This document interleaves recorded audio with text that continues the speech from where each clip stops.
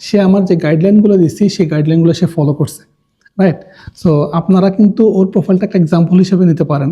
যদি আপনারা কেউ ইউআই ইউএক্স ডিজাইনার থাকেন বা আপনারা ডিজাইন এরিয়াতে কাজ করেন, আপনারা ওর কাভারটা দেখেন, ওর হেডলাইনটা দিছে প্রপার ওয়েতে, বুক 1-to-1 কল দিছে, অ্যাবাউট সেকশনটা প্রপার ওয়েতে দিছে, সার্ভিসগুলো প্রপার ওয়েতে দিছে, ব্যানার করছে, দেখেন, দেখছেন না?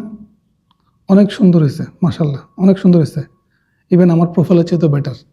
ওকে, এরপরে ফিচার্ডে দেখেন বুক 1-to-1 কল, ওর যে পোর্টফোলিও এটা দিছে, বিহেন্সের যে পোর্টফোলিওটা দিছে, এবং ডিরেক্ট লিঙ্ক করে দেয় না, কিন্তু লিঙ্ক প্লাস একটা ব্যানার দিছে সুন্দর লাগার জন্য। এরপরে সে রেগুলার পোস্ট করে, পাশাপাশি সে যে জবগুলো করছে বিভিন্ন ক্লায়েন্টের সাথে, সে কিন্তু এখানে ডিরেক্টলি আপনার ওই ফাইবার, আপওয়ার্ক এগুলো দিয়ে দেয় নাই।